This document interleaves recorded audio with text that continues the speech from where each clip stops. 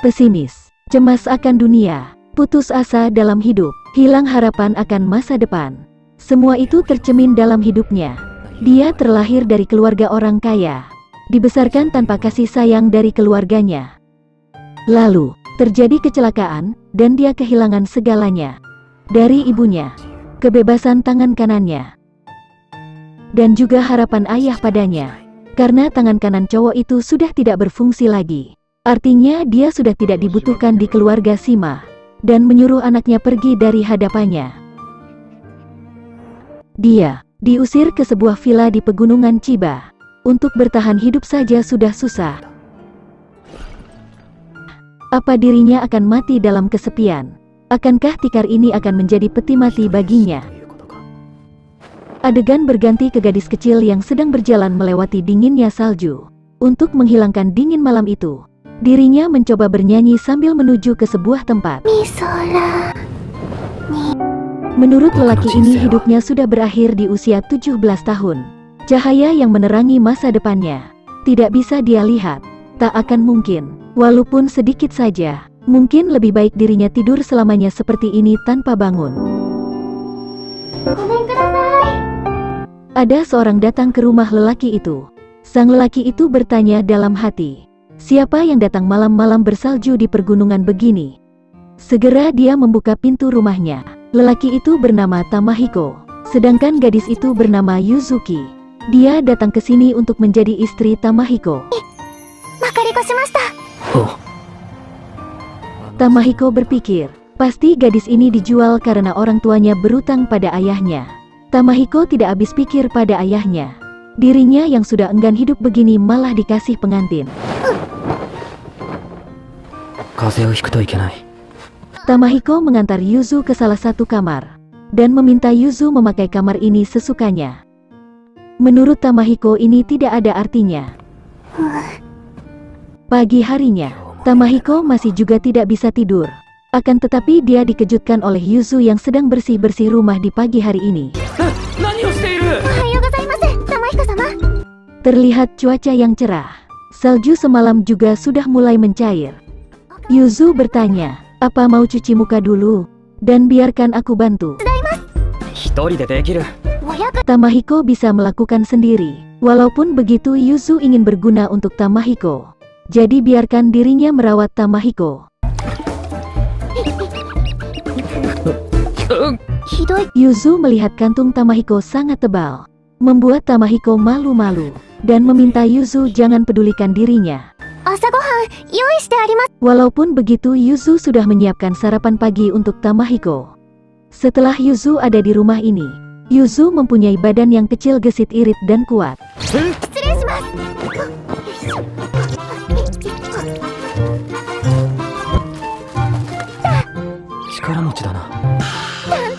Bahkan Yuzu mempunyai porsi makan yang banyak. Dan pintar menjahit meskipun salah target. Yuzu baru tahu yang dia jahit celana dalam Tamahiko. Respon yang lama Yuzu baru sadar membuatnya malu. Sejak Yuzu datang, Tamahiko merasa hidupnya jadi berantakan. Dia pikir Yuzu akan bosan kalau terus dia diamkan. Tamahiko benar-benar tidak nyaman karena dirinya tidak punya waktu menenangkan diri. Yuzu saat itu masuk, dan meminta biarkan dirinya mengosok punggung Tamahiko. Meskin sudah ditolak Tamahiko, Yuzu tidak merasa repot, dan pasti Tamahiko sulit menggosok sendiri. Tamahiko tidak tahu apa yang ada di pikiran Yuzu saat ini. Jika dilihat dari tingkah lakunya, mungkin Yuzu mantan putri berkelas, gadis polos yang belum tahu dunia luar. Saat itu juga Tamahiko berkata, Yuzu pasti tidak punya masalah hidup. Yuzu menjawab, dirinya juga punya masalah. Malah ada dua pula. Meski hanya dua, bagi Yuzu ini tetap masalah besar. Tamahiko berpikir perkataan Yuzu benar. Karena anak ini dijual sebab memiliki utang. Dia pasti tidak bisa ceria pada siapapun. Yuzu menunjukkan salah satu masalahnya. Rambutnya terlalu tebal, jadi lebar kalau diurai. Yuzu sudah coba meluruskan tapi tetap saja begini. Makanya dia kepang biar kecil. Tamahiko tersenyum melihat tingkah Yuzu. Membuat Yuzu senang karena mengetahui wajah Tamahiko ketika tersenyum. Kalau melihat Tamahiko tersenyum begitu, Yuzu jadi mulai sedikit menyukai rambutnya. Tamahiko benar-benar nyaman. Yuzu teringat saat dirinya sekolah. Saat dulu teman-temannya meminta Yuzu mencoba cemilan mereka. Yuzu merasa tidak enak, karena selalu diberi segala macam dari teman-temannya. Mereka tidak masalah akan hal itu. Karena Yuzu ketika bertugas makannya banyak banget. Salah satu temanya memberitahu. Memberikan banyak makanan ke gadis polos itu sebuah dosa. Jika begitu Yuzu akan menebus dosanya. Salah satu temannya ada yang terluka karena habis jatuh. Segera Yuzu obatin, dan menjahit kembali baju temannya yang robek. Saat ini Yuzu ingin menceritakan pada mereka, dirinya akan keluar dari sekolah khusus wanita ini. Demi keluarganya yang sedang terlilit hutang, Yuzu dikirim untuk menikah dengan anak dari keluarga pemberi pinjaman. Akan tetapi temannya memberitahu, perempuan belum boleh menikah kalau belum 15 tahun. Yuzu menjelaskan, tetapi, karena ada keadaan tertentu, Yuzu jadi harus menerimanya. Siapapun orangnya, dan seperti apapun kondisinya, Yuzu hanya bisa memberikan yang terbaik. Karena seseorang itu kelak akan jadi tuanya Yuzu yang paling dia sayang. Temannya paham dan mendukung pilihan Yuzu, karena Yuzu pasti akan baik-baik saja. Soalnya Yuzu itu pekerja keras. Desember, zaman Taiso. Lonceng tahun baru berbunyi. Tamahiko baru sadar hari ini sudah berganti tahun. Saat fajar menyising pun kehidupannya tidak akan berubah. Dia seperti biasa tidak bisa tidur. Entah kenapa Tamahiko selalu memikirkannya. Saat ayahnya meminta Tamahiko pergi dari hadapannya, seseorang yang berkata siap-siap dicoret dari keluarga Shima. Perempuan yang bertanya di usai muda sudah pensiun. Adik lelakinya yang tidak terima. Harusnya Tamahiko saja yang mati bukan ibunya. Dan adik perempuannya, yang tidak peduli mau Tamahiko hilang pun tidak peduli. Karena Tamahiko yang tak berguna. Saat itu juga Yuzu menyusulnya. Masih dalam keadaan mengantuk Yuzu duduk di depan Tamahiko, menyiapkan penghanggat untuk mereka. Yuzu meminta izin untuk bisa menemani Tamahiko. Tamahiko tahu jika Yuzu juga memiliki permasalahan. Andai cuma pembantu, Tamahiko pasti akan menyuruh Yuzu pergi dari rumah ini. Saat itu Tamahiko bertanya tentang Yuzu yang pasti tidak suka tinggal di tengah gunung. Terpaksa menemani orang seperti Tamahiko, yang mempunyai cacat di tubuhnya, dijodohkan dengan pria pesimis yang mengurung diri dan tak ada masa depan. Hidup satu atap saja menurut Tamahiko sudah menyiksa Yuzu, dan meminta Yuzu sudah jangan memaksakan diri. Katakan saja apa mau Yuzu. Yuzu memberikan minuman hangat pada Tamahiko. Rasa yang enak, manis dan hangat, dibuat dengan susu hangat dan ditambahkan gula. Waktu Yuzu masih di asrama sekolah khusus wanita, mereka sering minum ini kalau mau terjaga sampai larut malam.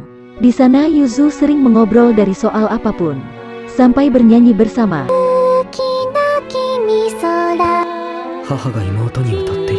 Nyanyian ini sering dinyanyikan ibunya Tamahiko saat masih kecil.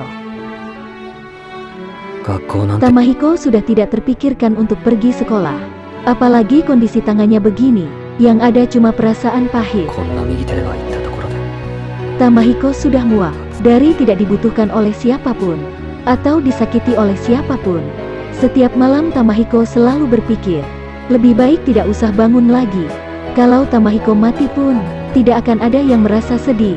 Hanya saja, Tamahiko malah tak bisa tidur kalau membayangkan itu.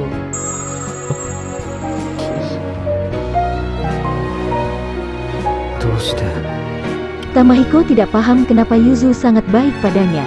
Bahkan keluarga saja tidak memperlakukan Tamahiko seperti ini. Yuzu memberitahu, saat ayahnya Tamahiko membeli Yuzu seharga 10.000 yen. Lalu jadi istri dari orang yang belum pernah Yuzu temui. Bohong kalau Yuzu bilang tidak takut. Namun saat mereka pertama kali bertemu, Tamahiko meminta melepaskan mantel Yuzu di sana dan bertanya seberapa jauh Yuzu jalan kaki. Saat itu Tamahiko memberikan baju hangatnya ke Yuzu supaya tidak masuk angin. Hal itu membuat Yuzu tahu Tamahiko ternyata sangat tulus dan baik hati. Yuzu merasa orang ini pasti akan menjaganya dengan baik. Karena itu Yuzu juga akan menjaga Tamahiko dan bersikap baik pada Tamahiko, membuat Tamahiko malu dan bertanya kenapa Yuzu tidak waspada dengan orang yang baru dia kenal. Yuzu meminta izin untuk malam ini diperbolehkan tidur bersama Tamahiko, karena malam ini tahun baru pertama yang mereka lalui, dan akan menyambut pagi di tahun baru bersama. Dalam kamar Tamahiko, bingung harus bagaimana, kenapa malah jadi begini. Ini pertama kalinya untuk Tamahiko. Di saat begini dirinya harus apa? Dia ingat buku yang dia simpan. Tamahiko takut. Yuzu datang membawa kasur sendiri. Tamahiko baru tahu maksud dari tidur bersama itu seperti ini. Dirinya sadar berharap lebih. Yuzu bertanya, apa lebih baik satu kasur B2? Tapi Yuzu menarik pertanyaannya itu. Hal itu tidak boleh. Dengan cinta pertama Yuzu saja. Dia masih gadis saat ini. Karena hal itu lebih baik menunggu sampai menikah dulu. Tetapi, Yuzu janji akan menyerahkan ke gadisnya ini pada Tamahiko. Membuat Tamahiko bertanya, tetap mau menyerahkan kegadisanmu pada pria yang tidak kamu sukai? Yuzu ingin ada di sisi Tamahiko dan melihat banyak hal bersama. Karena Yuzu ingin mencintai Tamahiko dan semoga itu terwujud. Tamahiko masih tidak mengerti apa yang ada di pikiran Yuzu. Malam ini Tamahiko jadi tidak bisa tidur lagi.